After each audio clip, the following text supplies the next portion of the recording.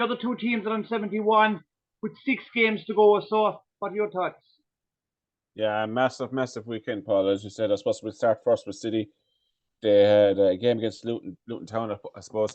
The best game they could have had at home, particularly after a hard game against Real Madrid midweek in the 3-3 draw. 1-5-1. I think they scored after 2 minutes and own goal. Lucky enough own goal, to be fair, from City's point of view. But it took about the 64th minute to make sure the points, Paul. The couple just got a great goal, 2-0. And after that, Paul, they gave away a very sloppy goal. I think Pep would be going bananas, but particularly the way they conceded it. But they bounced back very well in the last few minutes. I think they scored a few goals late in the game and to make it 5-1, put an extra glass in the game, and also improved their goal difference as well. Because you see they're 44 on goal difference now compared to Arsenal's 49. That's a big help to them that they did in that game. So 5-1 result there Saturday. They only made 2 subs in the game, Paul. I was surprised he left on De Bruyne for so long. I think he was dead. I think he took him off. They didn't. They had Kyle Walker on the bench. They had Bernardo Silva on the bench. They had Phil Foden on the bench. Numerous other players that didn't even get onto the pitch. So he's using his squad to the best of his abilities, particularly in the game against Luton Town, where he was confident enough that with the players they had on the pitch to get the job done, and they did. And then you follow the day after Liverpool and Arsenal. 2 teams who had tough games in midweek in European competitions as well. Liverpool, of course, with the Europa League, they got absolutely hammered 3-0 at home to Atalanta. The Italian team, they're 3-0 down now going into the second leg. That seemed to be a bit of a hangover in that game, Paul, because Liverpool didn't really start well. Gave away a goal in the first 15 minutes. Eze, very good move, Paul. There was 21 passes, very good football. I think this new manager that Chris Paz has in time, I think he could turn to be a very good manager for them. He's settling into the job now. It's only his second win, as far as I believe, but I think he has improved them. And their front three, Matete, Elise, and Eze, they terrorised that Liverpool back four or back line for the first half. Liverpool were very lucky not to be 2-0 down, and Robertson cleared the ball off the line, and Liverpool took a while to get going. They did eventually.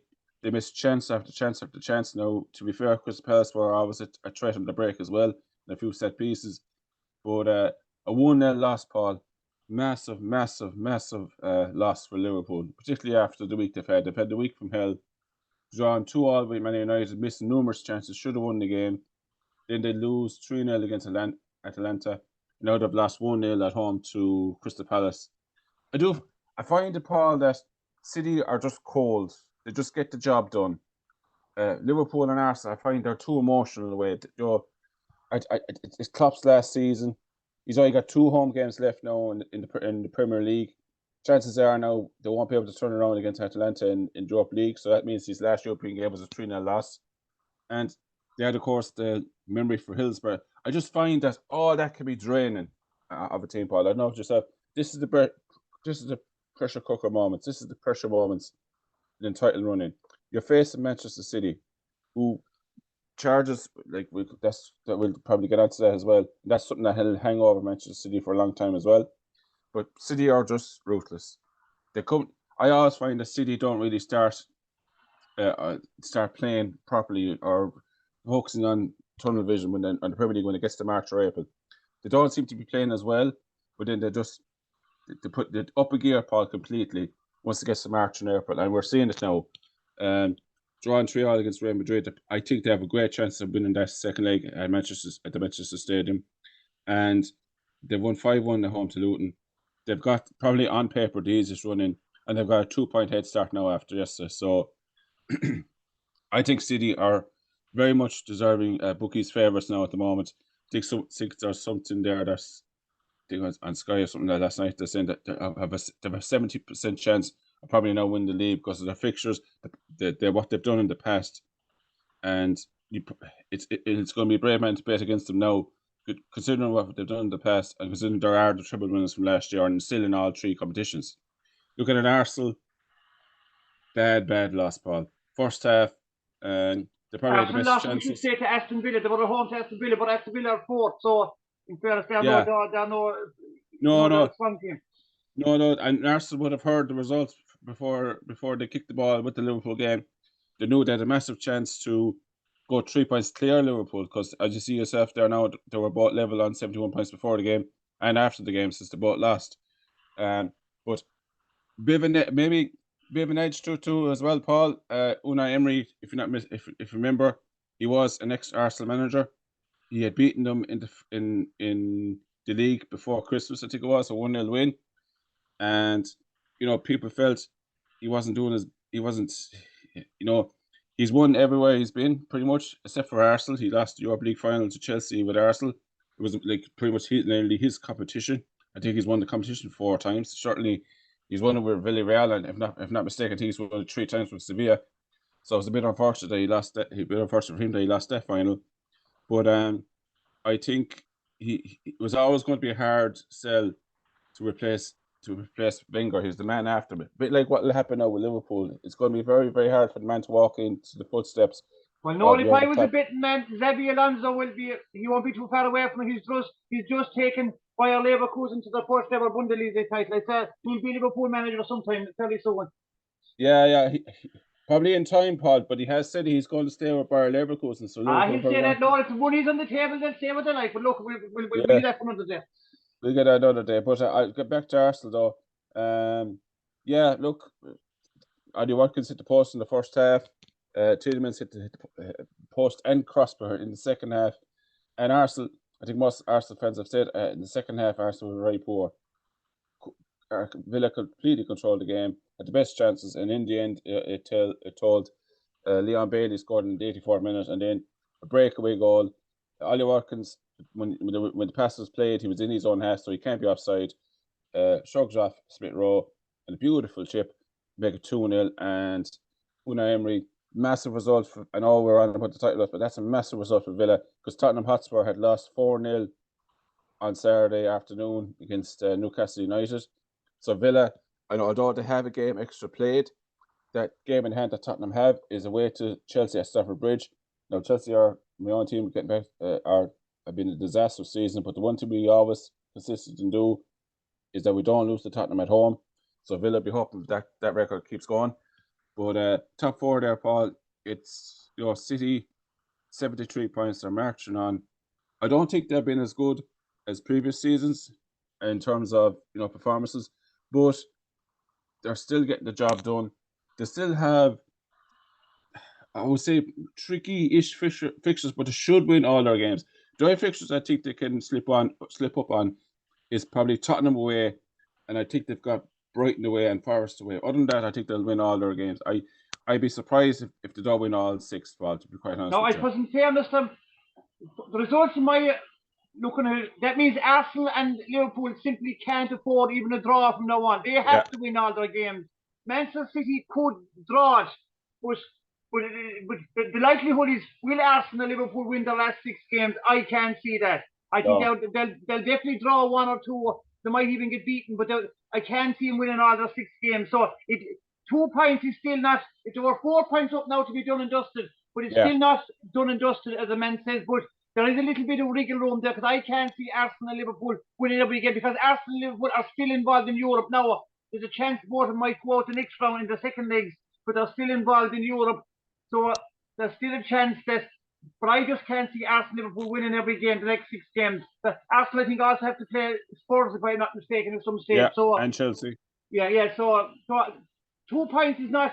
It's not. It was 3 points or 4 points. It was done and dusted. But they're in the driving seat now, and as we've seen, 3 wins in a row. Now, unless they get knocked out at home by Real Madrid, or maybe get an injury, they're also in the cup semi-final. I'm not sure what they're playing, or they pick up a couple of serious injuries. But if they want to lose at home to Real Madrid, that might be a signal or injuries. But they're in the driver's seat now. Oh, definitely, Paul. Another key point is, you mentioned the FA Cup. Chelsea are playing Manchester City FA Cup in Wembley on Saturday evening, I think 5:15. Arsenal and Liverpool have to win that game at the weekend that they have. I think Wolves are playing Arsenal at home, and I've just gone blank now who Liverpool are playing. Yeah. But both sides have to win that game. They have to win any bit of chink of light that they have. They have to go and win those games now at the weekends that they have. Obviously, I know they'll have tough European games. Both of them are away. Liverpool have to travel to Italy. Arsenal have to travel to Germany to take on Bayern Munich to tie it level at 2-2. That's going to be emotionally draining as well, and the travel and tough games. You would assume Liverpool, I suppose, will really give it. Liverpool now would see that, other than the League Cup is slipping away. They're out of the FA Cup. They're probably going to have to try and get back into that tie in the second. It's probably unlikely, hugely unlikely, but they'll give it a really good go. Whether that's, and of course, no, don't about Liverpool. The Europa League games are on a Thursday night, so they had less. yeah. They had between Thursday night and Sunday. I know they're professional by this time of the season. They had less time to recover as well. Oh, that's it, Paul. That's it, Paul. This is the crunch. Like, league titles and winning in Europe isn't meant to be easy, and it's not. I do agree with you that the Thursday Sunday thing it can be very, very tricky, and it's very, very I wouldn't say unfair, but I was saying there, but could maybe the game on Sunday for Liverpool be playing on the Monday night, but then again, that wouldn't work either because they'll have to play the second leg on a Thursday as well, so that there'll be even less time for recovery. So look, I think City, if we're going on what's been happening over the last couple of years, Paul, you would think that it's City's to lose now at the moment. They have tough games. They have the Champions League on Wednesday night. As you said yourself, we're not writing off Real Madrid. Far from us. They have a 3-3 draw. It's going to be very, very tough. But I just think City now will have to bit between the two. City, I think, would have assumed maybe that Arsenal and Liverpool were going to win those games. I think City were surprised that they both lost. Not like you would think maybe one might lose, but not both. And one after the other as well. Like, it was literally one kicked off at 2:00.